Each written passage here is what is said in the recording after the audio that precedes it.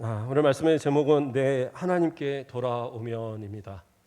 내 하나님께 돌아오면. 우리가 29장을 통하여서 언약의 갱신의 부분을 우리가 살폈었어요. 모세가 모압 땅에서 언약을 갱신하는데 그것이 완전히 새로운 언약이 아니라 이미 시내산에서 맺었던 하나님과의 그 언약을 갱신하는 그러한 내용이었어요.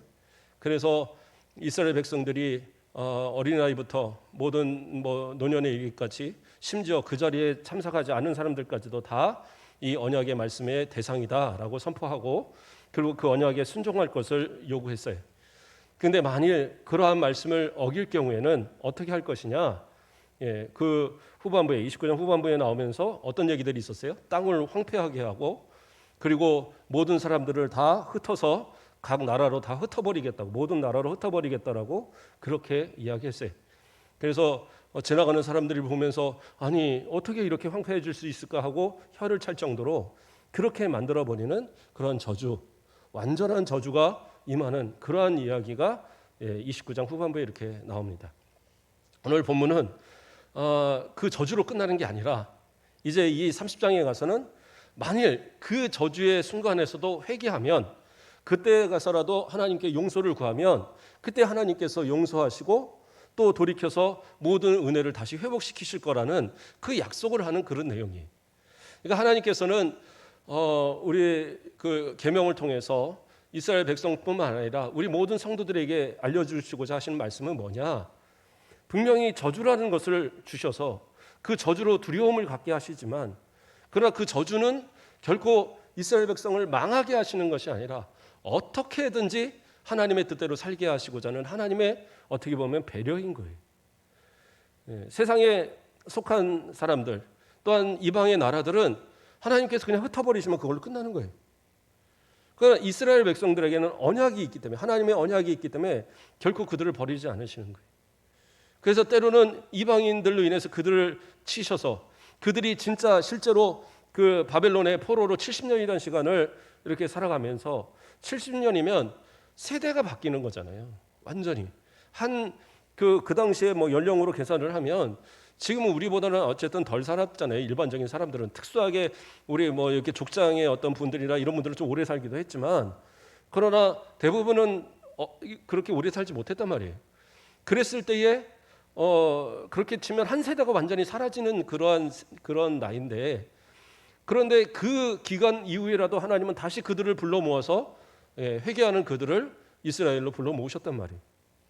그러니까 이것은 이 신명기에서 말씀하시는 이 내용이 실제적으로 이스라엘에 이루어진 이야기고 그럴 뿐만 아니라 우리에게도 오늘날도 동일하게 역사하는 거예요. 어떻게 보면 그 저주의 이야기가 오늘 이 30장하고 이어지면서 우리에게는 오히려 은혜의 말씀이 되는 거예요. 그래, 내가 지금 이렇게 하나님 앞에 때로는 실패하고 또 신앙의 어떤 침체기에 있는 이 모습 속에서도 하나님을 다시 부르고 회개하고 돌아오면 하나님께서 분명히 나를 다시 회복시킬 거라는 그러한 확신을 갖게 하는 거거든요. 그렇기 때문에 어떻게 보면 이 말씀들이 축복과 저주의 말씀들이 계속 반복하여 나오는 이 이야기들이 우리에게는 오히려 은혜의 약속이 되는 거예요. 만약에 축복의 얘기만 쫙 있다가 이거 어기면 너 죽어. 그러면 이거 참 억울하잖아요. 그러나 어떻게 해요? 어기었을지라도 또 이방 나라에 다 흩어졌을지라도 그래도 하나님께 회개하면 결국엔 돌이키신다. 지금 그 이야기들을 하고 있는 겁니다. 자, 내용을 한번 쭉 들어가 보겠습니다. 1절에서 5절 말씀을 보면 어떤 내용이 나옵니까? 방금 말씀드린 대로 저주의 상태에 빠졌을지라도 그 가운데 회개하면 돌이키신다는 거예요. 1절 말씀을 봅니다. 내가 내게 진술한 모든 복과 저주가 내게 임함으로 내가 내 하나님 여호와로부터 쫓겨난 모든 나라 가운데서 이 일이 마음에 기억나거든. 자, 이건 무슨 얘기예요? 자, 복과 저주가 내게 임함으로 하나님께서는 복과 저주에 대한 이야기를 계속 반복하셨어요. 앞서의 29장도 그랬고 28장에 가서는 축복과 저주가 이렇게 나왔었죠. 그리고 27장에 가서도 후반부에 그 에발산에서 저주하게 되는 내용, 그 저주의 내용이 또 이렇게 나왔었고요. 그러므로 이 축복과 저주가 계속 반복해서 나오는데, 근데 이제 여기서 중점적으로 얘기하는 것은 저주에 대한 이야기입니다. 복을 이야기했고 그리고 저주에 대한 이야기를 한 것을 사실은 좀 분리해서 생각을 해야 돼요. 자, 그래서 저주가 내게 임하게 됐다. 저주가 임하게 된 상태. 그러니까 그 앞에 9장 후반부에서 이야기한 완전히 그 땅을 황폐하게 하고 모든 이방의 나라들로 다 흩어버린 그 상태에서 어떻게 해요? 내 하나님 여호와로부터 쫓겨난 모든 나라 가운데서 이 일이 마음에서 기억나거든. 이 일은 뭐예요? 이 저주에 대한 이야기. 앞서서 이야기한 이 저주에 대한 이야기. 28장과 29장에 나오는 이 저주에 대한 이야기가 기억나거든. 그렇죠? 아, 이것이 하나님의 저주구나. 이것이 하나님의 징계구나. 이것이 하나님께서 나에게 정말 그런 어떤 베푸신 그 징계의 막대기구나. 이런 생각이 들게 되면 그것을 기억하라는 거예요. 그리고 그 다음엔 어떻게 돼요? 2절 말씀을 보면 너와 내 자손이 내 하나님 여호와께로 돌아와 내가 오늘 내게 명령한 것은 온전히 따라 마음을 다하고 뜻을 다하고 여호와의 말씀을 청종하면, 자, 그것을 기억했어요. 저주의 말씀을 기억했어요. 그러고 나면 어떻게 해요? 이제 마음을 돌이켜서 하나님의 말씀을 따르겠다라는 그러한 각오가 생겨져야 되는 거예요. 그러니까 진정한 회개의 단계는 뭐냐? 먼저는 내가 하나님 앞에 죄인이라는 것, 잘못했다는 것을 빨리 깨닫는 게 중요한 거예요. 그렇죠? 이것이 하나님 앞에 범죄구나. 그래서 내가 이 범죄의 결과로 이러한 상황을 처하고 있구나. 이걸 빨리 깨달아야 돼요. 뭐 그렇다고 해서 길가에 넘어졌는데 이게 무슨 다 하나님의 징벌이고 뭐가 사업이 좀 안 되는데 이거 다 하나님이 나한테 벌 주시고 이렇게 하라는 얘기가 아니에요. 전혀 그렇게 아무거나 막 연결시키라는 얘기가 아니라 진짜 어떤 저주라고 여길 만한 그런 상황에 처했을 때를 얘기한 거예요. 그리고 어떻게 보면 그런 상황에서도 다른 사람 몰라도 본인이 느낄 때가 있어요.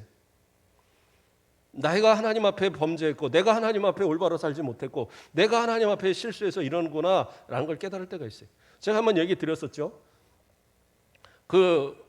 한마디로 집이 몇만 평 대지에다가 집을 져놓고 그 영화를 거기 와서 찍을 정도로 상당히 잘 지어놓은 집들이 있었고, 그리고 자기 사업터가 한 90억이 넘는 그 땅이에요. 그 사업터만 해도. 그러니까 이래저래 한 200억 돈 재산을 갖고 있던 분이 순식간에 다 날아갔어요. 순식간에 다 날아가고 나니까 이분이 그때 생각한 게 뭐냐? 아, 내가 교회를 다시 나가야 되겠다. 그래서 교회를 나오겠다고 얘기를 하는 거예요. 근데 물론 그런데 믿음의 모습을 완전히 회복하지 못한 것 같아요. 제가 볼 때는. 왜냐하면 1년에 한두 번밖에 안 나오셨어요, 그분이. 그런데 그분이 그런 고백을 저한테 하더라고요. 제가 있는 데서 하는 얘기가 뭐냐면 자기가 예전에 교회에서 헌신하고 봉사할 때 그때 한참 신앙생활 잘할 때 그때 한 15평 집에 살았대요. 15평의 집에 살 때는 자기가 자기 그 자비를 들여서 막 음식을 만들어 갖고 성가대원들 막 이렇게 간식도 대주고 식사 반찬도 대주고 이러면서 막 봉사를 했고 성가대장으로도 봉사를 하고 했다는 거예요. 물론 음식이야 부인이 만드셨겠지만 그러나 어쨌든 그렇게 해서 그렇게 봉사를 했는데 사업이 잘 되고 나서 30평대가 되고 50평대가 넘어가니까 50평대 넘어가서부터 자기는 교회 생활 안 하기 시작했대요. 한 100평 넘는 집 살 때부터는 교회 다니는 사람들이 미련해 보이고 전혀 신앙생활 한다고 누가 밥 먹여주나 이런 생각 들더라는 거예요. 그리고 떵떵거리고 자기는 잘 살았어요. 그런데 순식간에 다 날아가는 순간에 그가 생각나는 것이 뭐냐? 내가 믿음을 잃어서 그렇구나. 그건 하나님이 주신 마음이에요. 그때는 빨리 회개하셔야 되는 거예요. 회개하고 하나님 앞에 돌이키셔야지 그때 가서도 그러려니까 그러겠지. 그건 아닌 것 같아요. 그것을 누가 말할 수는 없습니다. 제가 집사님 그러다가 그렇게 된 거죠. 절대 누구도 말은 못해요. 그러나 스스로에게 깨닫게 하실 때, 나에게 깨닫게 하실 때는 분명하게 빨리 돌이켜야 돼. 그러니까 깨닫는 순간 회개하는 것, 즉시 회개하는 것이 중요한 것 같아요.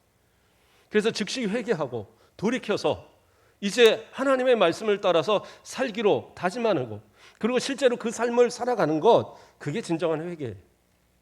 오늘 말씀이 요구하는 것이 그거란 말이에요.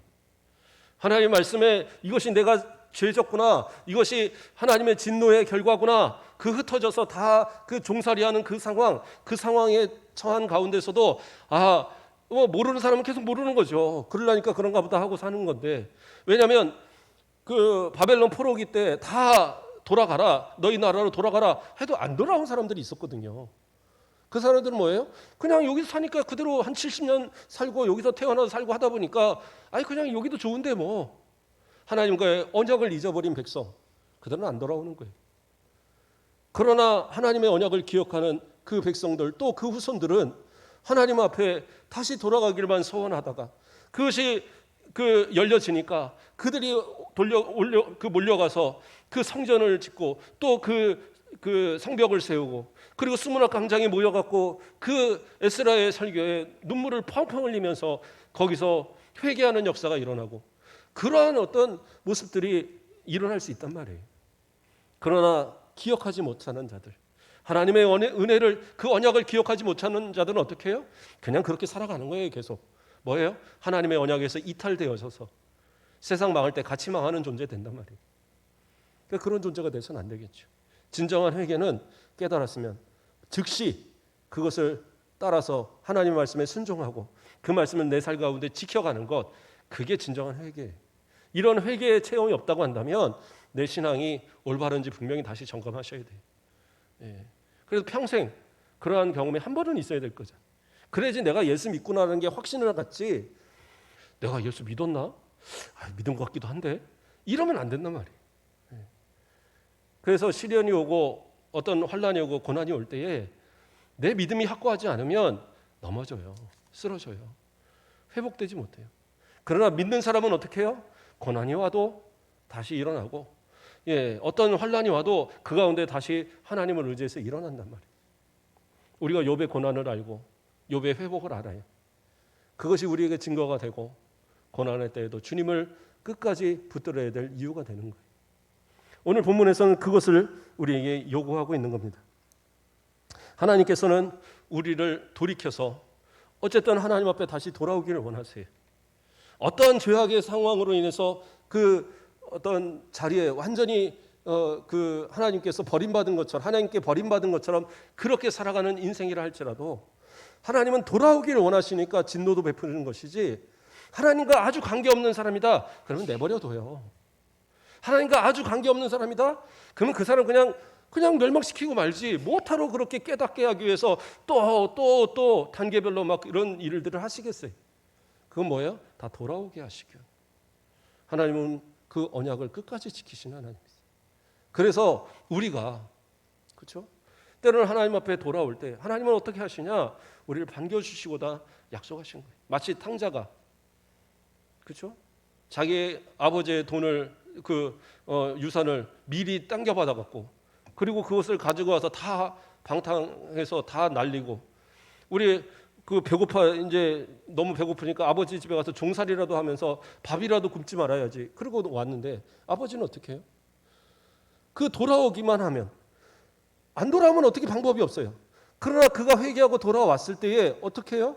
그를 끌어안고, 자 종들아 가서 옷을 새로 갖다 입혀라, 가락지를 끼워라, 그리고 신발을 새로 주어라. 그리고 어떻게 해요? 살진 송아지를 잡고 잔치를 배설해요. 그게 하나님의 은혜인 거예요. 회복을 시키되 완전히 회복시키겠다라고 약속하시는 그 약속을 이루시는 거예요. 하나님은 그것을 원하고 계신 거예요. 그러므로 내가 회개한다면 확실히 돌아와야 돼. 하나님께 확실히 돌아와. 그래서 오늘 본문에서도 돌아오라고 계속 그것을 이야기하고 있는 거예요. 자, 또 4절 말씀을 보면 뭐라고 나옵니까? 내 쫓겨난 자들이 하늘가에 있을지라도 내 하나님 여호와께서 거기서 너를 모으실 것이며 거기서부터 너를 이끄실 것이라, 이렇게 하고 있어요. 자, 하늘가라는 건 무슨 얘기냐면 저 끝에, 예, 그러니까 저 끝에 하늘이 끝나는 자리, 뭐 그런 의미예요. 이거는. 그러니까 옛날 그 고대의 어떤 그런 이 지구관이라고 표현할까요? 그래서 저 땅하고 저 하늘이 만나는 저 끝자리. 그러니까 이 표현은 뭐냐면 아주 먼 곳이라는 얘기예요. 우리로 말하면 저 뭐 아프리카, 저 미국, 아주 그냥 열 몇 시간 비행기 타고 가야지 겨우 도착하는 그런 곳에 흩어져 있을지라도 어떻게 해요? 거기서부터 돌이키시겠다라는 거예요. 거기서부터 불러내시겠다. 도저히 불가능하고 아예 회복이 불가능한 그 상태에 떨어져 있어도 하나님 어떻게 해요? 회복시키겠다라고 약속하고 계신 거예요. 이게 하나님의 원하시는 뜻인 겁니다. 또 5절에서도 뭐라고 그래요? 내 하나님 여호와께서 너를 내 조상들이 차지한 땅으로 돌아오게 하사 내게 다시 그것을 차지하게 하실 것이며, 뭐라고 그래요? 그 모든 것들, 잃었던 것을 다 회복하게 하시겠다라고 약속하고 계신 거예요. 이게 하나님께서 우리에게 원하시는, 그냥 회개만 하면 하나님 잘못했어요, 이제 말씀대로 살게요, 이제 말씀에 순종할게요, 이것만 하나님이 원하시는 거예요. 그러기만 하면 하나님이 어떻게 해요? 그때부터 하나님이 하시겠다는 거예요. 하나님이 어떻게 회복시키는가를 봐라. 그래서 그 회복의 내용이 이제 6절부터 쭉 이어지고 있는 거예요. 6절의 말씀에 뭐라고 합니까? 내 하나님 여호와께서 내 마음과 내 자손의 마음에 할례를 베푸사, 이렇게 이야기하고 있어요. 그러니까 마음의 할례를 베푸시겠다. 자, 할례라는 건 원래 뭐라고 그랬어요? 이스라엘 백성들의 하나님과의 언약의 표징이에요. 아브라함의 후손들은 다 그 할례를 했어야 됩니다. 그래서 하나님께서 이스라엘 백성들을 하게도 할례를 요구하셨고, 할례는 하나님의 백성으로서 내가 세상의 모든 죄악의 세상과 연을 끊고 나는 이제 하나님의 소유로 하나님의 백성으로 살겠습니다라는 그러한 언약의 그러한 그 어떤 표징인 겁니다. 그것이. 그래서 이 할례를 행함으로써 이스라엘 백성들은 하나님의 백성인 거예요. 이거는 뭐 빼도 박도 못하고 이건 하나님의 백성인 거예요. 그런데 진정으로 그 할례는 육신에 행하는 게 아니라고 이미 신명기에서부터 이야기합니다. 모세부터가 뭐라고 얘기해요? 신명기 10장 16절에 그러므로 너희는 마음의 할례를 행하고 다시는 목을 곧게 하지 말라. 진짜 할례는 어디에 되는 거냐? 마음에 해야 된다는 거예요. 마음에. 그래서 내 마음의 모든 죄악의 커플들을 다 벗겨버리고 이제는 하나님밖에 나는 몰라요, 이제는 하나님만 바라보고 살래요, 그러한 진짜 하나님의 백성의 모습들을 회복해야지 겉으로 아무리 할례가 이루어져 봐야 그럼 무슨 소용이 있냔 말이에요. 무늬만 그리스도인이고 무늬만 하나님의 사람이지 진짜 속은 하나님의 사람이 아닌데 그러면 그게 무슨 의미가 있겠어요? 옛날에 그런 선전이 있었잖아요. 옛날에 모노륨 선전인가? 저는 그 선전이 참 어렸을 때 재밌게 봤는데, 모노륨 선전. 그러면 이거 뭐 나무 무늬 뭐 그런 거 있잖아요. 이거 무늬만 나무 아니에요? 뭐 이러고, 예. 아니 나무 성분 섞였다고 뭐 이렇게 나오는 그런 광고가 있었어요. 저는 그거 보면서 딱 그 생각 들더라고요. 무늬만 그리스도인. 그런 사람들이 너무 많지 않은가? 그리스도인이라고 표시는 돼 있어요. 왜? 세례 받았으니까 그 세례 받으면 집사도 주고 그리고 교회에서 다른 직분도 맡을 수 있어요. 근데 제가 여러 번 얘기하죠. 정신력으로 신앙생활을 하는 것은 한계가 있다고. 진짜 믿음이 아니면, 마음의 할례를 행한 것이 아니면 겉으로 그냥 아무리 할례를 가졌어도 그들은 목이 곧은 백성이라 결국에는 하나님 앞에 반역하는 백성들 돼버렸잖아요. 그러나 하나님은 뭐예요? 그들을 돌이키사, 회개한 자를 돌이키사 어떻게 하시겠다? 그 마음의 할례를 행하도록 하시겠다라는 거예요. 진짜 할례를 누리는 그러한 백성들을 만드시겠다. 그래서 그 진짜 백성 그 할례를 받은 그들에게는 어떠한 역사가 일어나느냐? 너로 마음을 다하며 뜻을 다하여 내 하나님 여호와를 사랑하게 하사. 그 하나님을 사랑하고 하나님을 믿는 것도 하나님이 주시는 힘이 있어야지 가능하다는 거예요. 그래서 마음의 할례를 하게 하시고 하나님께서 강권적으로 하나님을 믿을 수 있도록, 하나님을 사랑할 수 있도록 그렇게 만드시고, 그리고 어떻게 해요? 너로 생명을 얻게 하실 것이다. 생명하면 우리는 그냥 영생, 천국 생각하잖아요. 근데 사실은 맞는 얘기인데 여기서의 생명의 이야기는 뭐냐? 하나님과의 관계 회복이에요. 우리가 이 땅에 죽음이 온 이유가 뭡니까? 하나님과의 관계가 깨졌기 때문이에요. 하나님과의 언약을 어기고 하나님 앞에 범죄했을 때 아담과 하와가 결국에서는 그 선악을 알게 하는 나무의 과실을 따먹음으로 인해서 정령 죽으리라고 말한 그 형벌이 그들에게 임했어요. 그로 인해서 하나님과 단절이 되고 그들은 에덴에서 쫓겨났잖아요. 마찬가지로 지금 어떻게 해요? 하나님께 저주를 받아서 그들이 우상을 섬기고 그들이 하나님의 계명을 지키지 않으므로 그들이 어떻게 해요? 이방 나라들에 다 흩어져서 떨어졌던 그들. 근데 하나님은 어떻게 해요? 그들과의 관계를 다시 회복하시겠다라는 거예요. 이게 얼마나 큰 은혜입니까? 하나님과의 관계가 회복되어지면 그때부터는 걱정할 일이 없어요. 그렇죠? 그때부터는 신분이 달라지는 거예요. 그 전까지는 동네 아무나 막 지나가는 사람도 뭐라고 하고 아예 한 대씩 치고 다니고 이럴 수 있는 사람이 어느 날 왕 같은 사람이 되어버린 거예요. 그렇잖아요. 우리 가끔 뭐 사극에 보면 나오잖아요. 그 어느 왕인가가 왜 그 어느 섬에서 뭐 그 거의 그냥 동네 자치기하고 놀고 막 그 가서 고기 잡고 놀고 하다가 갑자기 왕이 된 사람이 있잖아요. 누구죠? 하여튼 뭐 몇 번 나오던데. 그러면 어떻게 해요? 신분이 바뀌어요. 그 전까지는 야 누구야 부르던 사람들이 그 앞에서 머리를 숙여야 돼요. 똑같이 만드시겠다는 거예요. 하나님께서. 하나님과의 관계 회복. 그래서 그러함으로 인해서 이제는 그리스도인의 모습, 하나님의 사람의 모습으로 회복시키시겠다. 이거면 그래요. 지금의 삶의 모습이 갑자기 안 바뀔지라도 내 마음이 바뀌어지고 내 신앙이 회복되어지고 내가 하나님의 사람으로서 그리고 영생을 누리는 그 사람으로서 살아간다. 그때부터는요 모든 것이 하나님의 주시는 은혜로 채워지기 시작하는 거예요.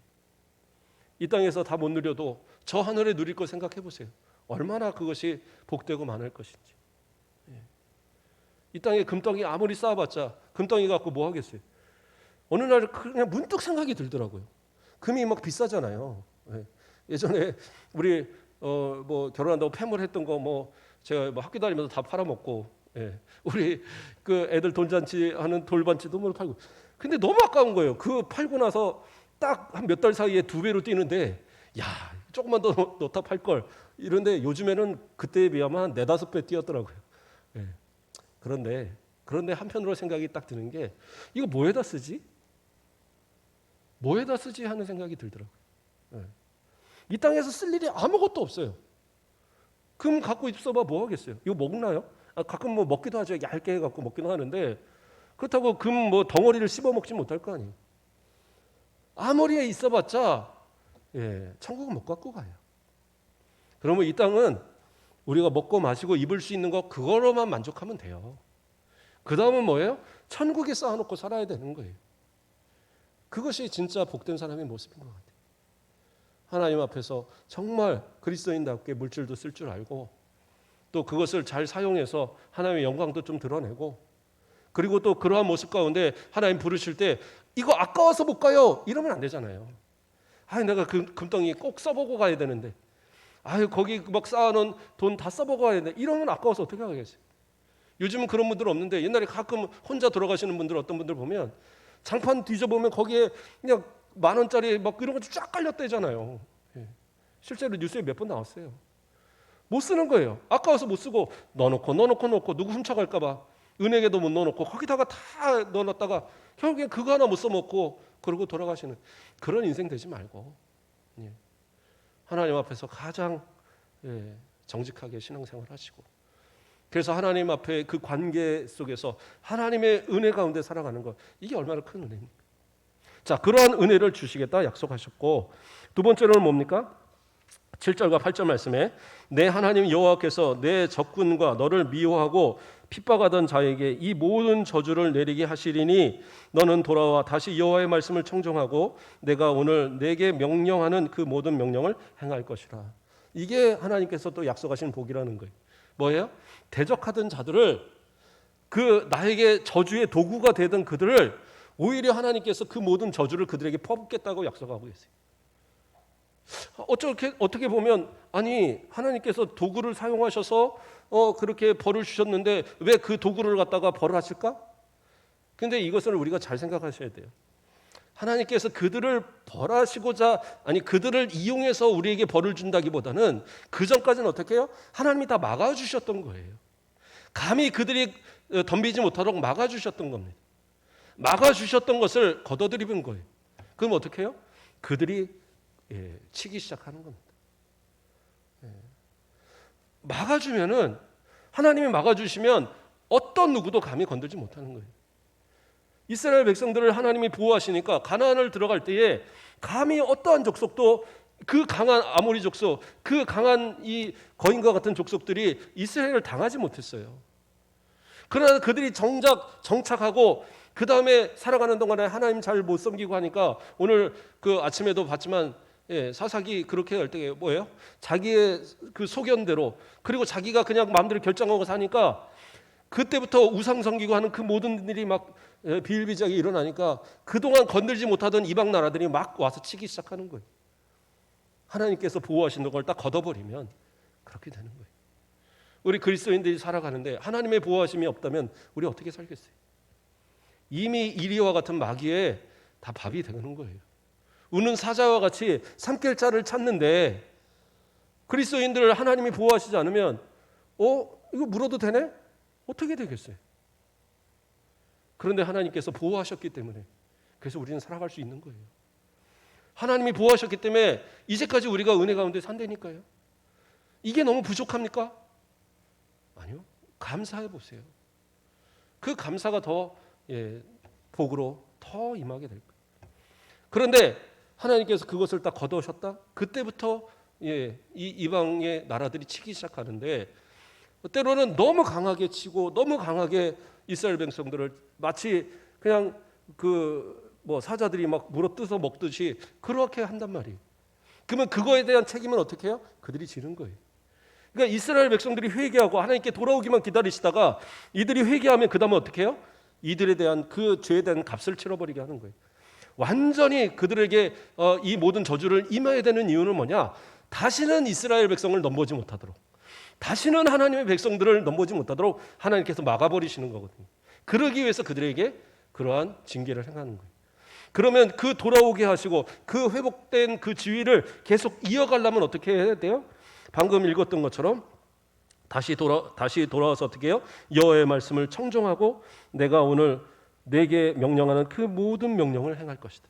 그 모든 규례와 그 모든 계명을 잘 지키고 살아가면 하나님께서 여전히 다시 이렇게 보호하시고 다시는 이방인들이 넘보지 못하도록 그렇게 만드신다라는 거예요. 이 약속이면 이것이 얼마나 큰 약속입니까?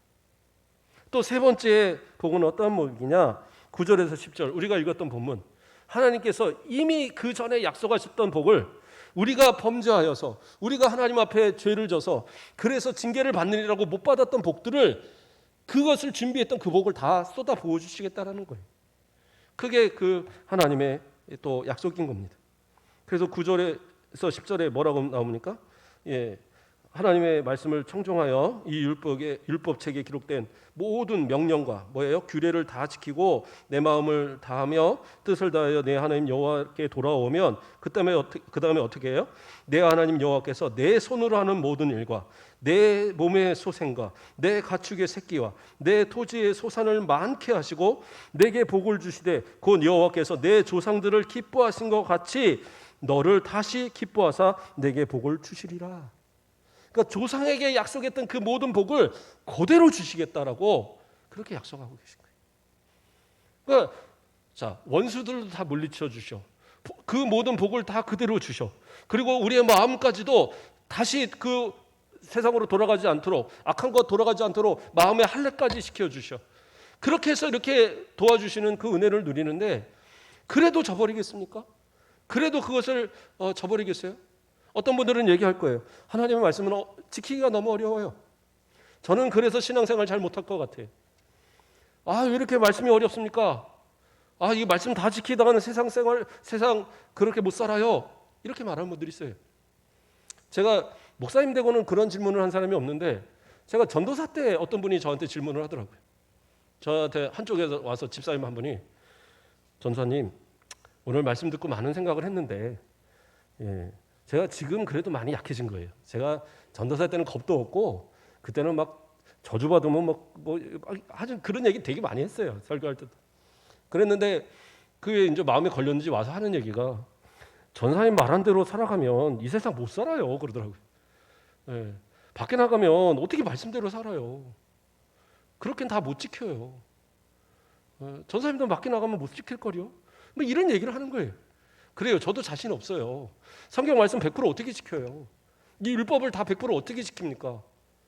그러나 처음부터 안 지키는 것과 내가 지키다가 못 지키는 것은 다른 얘기인 거예요. 그렇잖아요. 내가 하다 못하면 그때 누가 도와주셔요? 하나님이 도와주셔요. 성령님이 도와주셔요. 예수님이 다 그 잘못한 부분에까지 용서하셔요. 그러나 내가 포기해버리면 예수님도 나하고 관계없고 하나님도 나하고 관계없는 거예요. 실수하는 건 괜찮다니까요.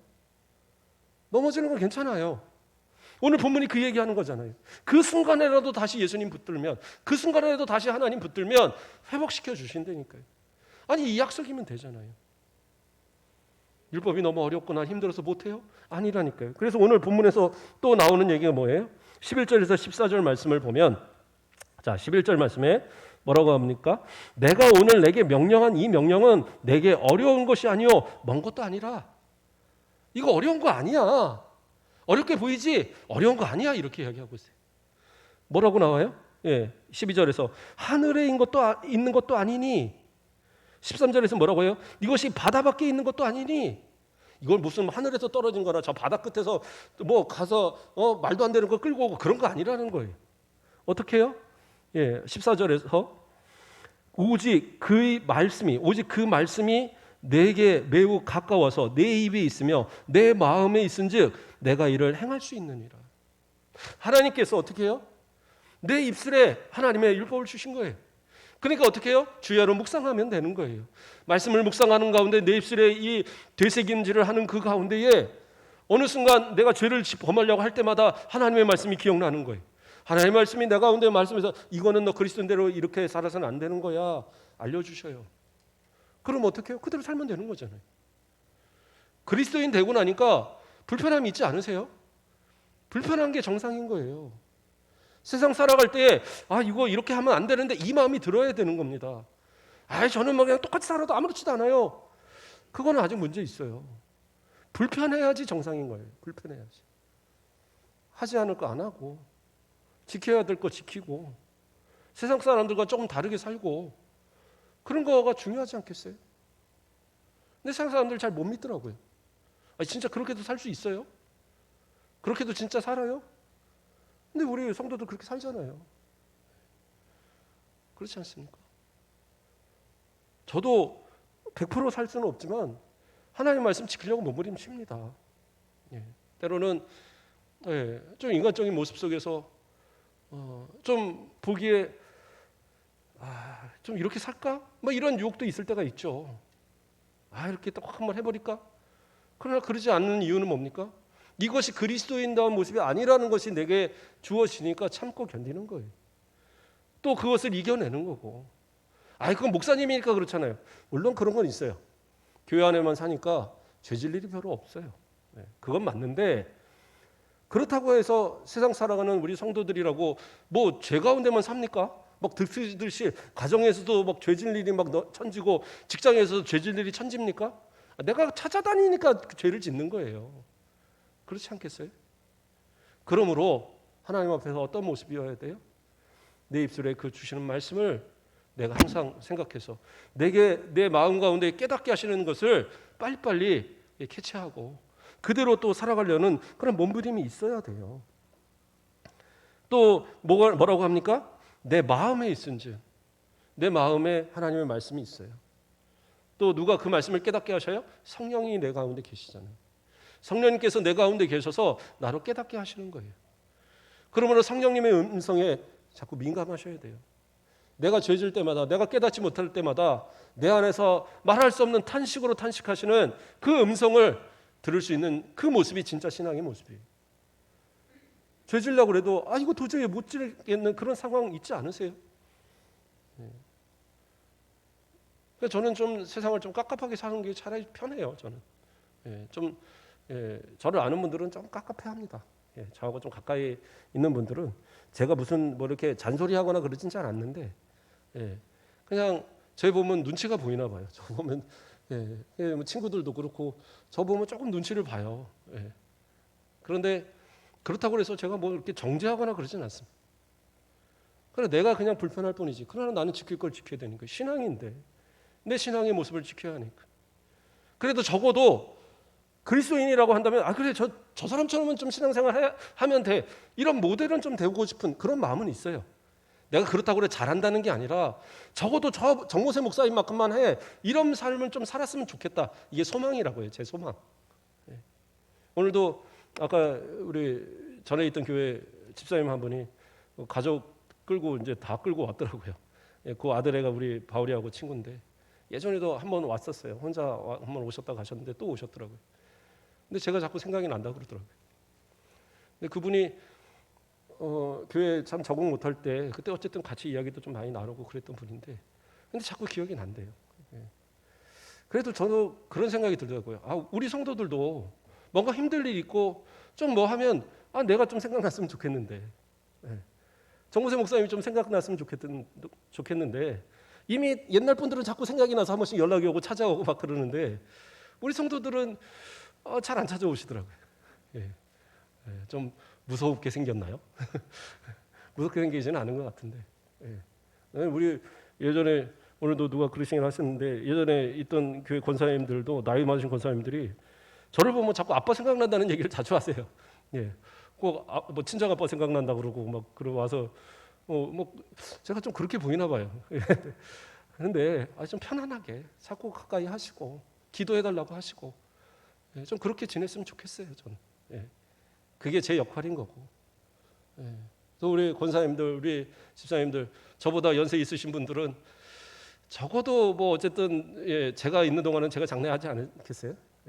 근데 이제 큰 차이 안 나는 분들은 다음 목사님이 하시겠지만, 그래서 우리 좀 그런 관계 속에서 저는 그랬으면 좋겠어요. 우리 권사님들, 우리 집사님들과 연세 있으신 분들 돌아가실 때 좀 막 안타까워서 좀 눈물 나고 막 그런 관계였으면 좋겠어요.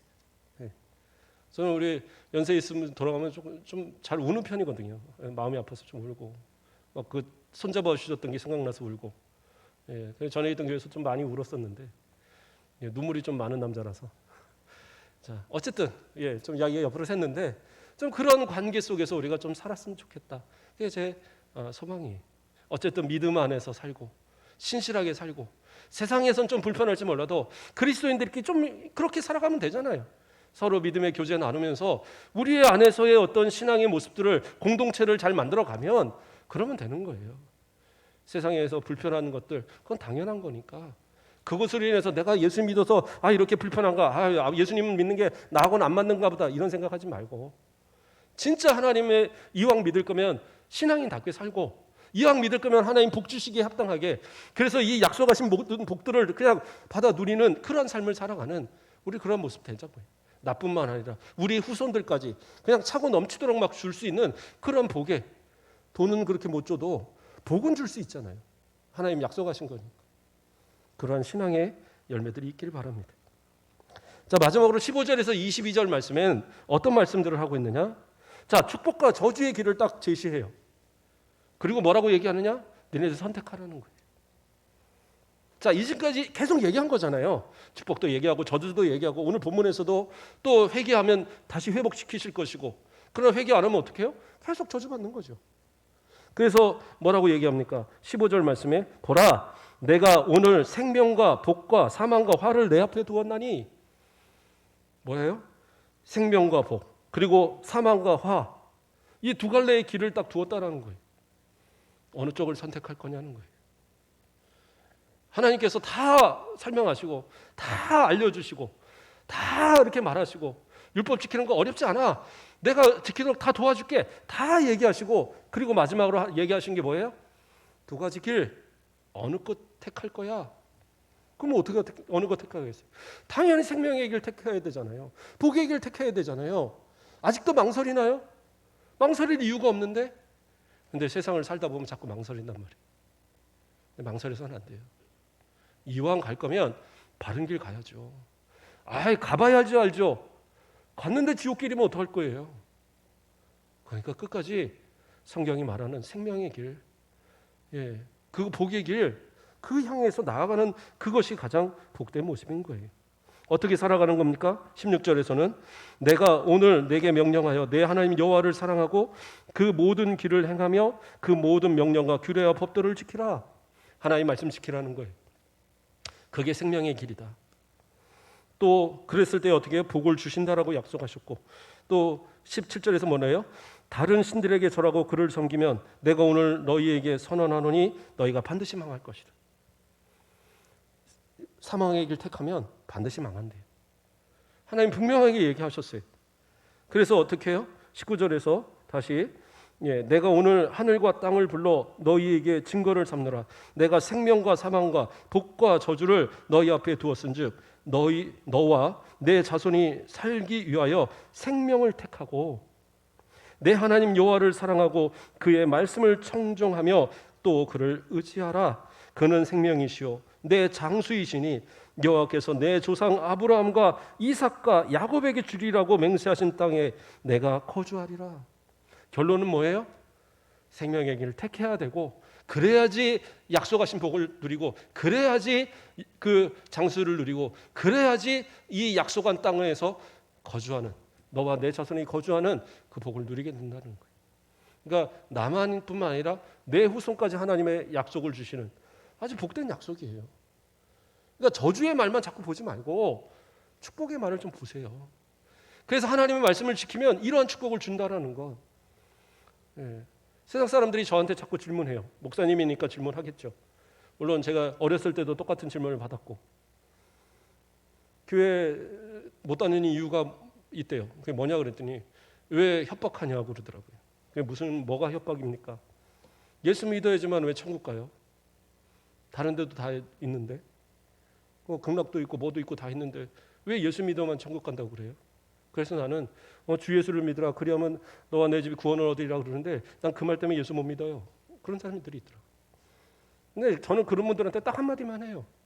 저는 그 말씀이 없다면 예수 안 믿어요. 구원이 없는데, 천국이 없는데 예수님 왜 믿어요? 다른 데도 구원이 있는데 못하러 예수님 믿어요? 예수님만이 구원이니까, 하나님만이 구원이니까, 그러니까 나는 하나님 믿어요. 그러니까 나는 예수님 믿어요. 그러면 아무 말 못해요. 뭐라고 대답하겠어요? 그 사람들이 다 그게 맞다라고 대답을 하더라고요. 그러니까 자기들 생각에는 불합리해요.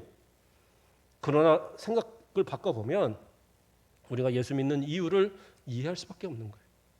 예수밖에 구원이 없는데 어떻게 다른 종교하고 연합을 하고, 예수밖에 구원이 없는데 어떻게 구원이 무슨 어디 있고 어디 있다라고 그것을 인정할 수 있어요? 못하는 거예요. 그래서 우리 합동 측은 WCC, 종교연합 이런데 절대 반대하는 겁니다.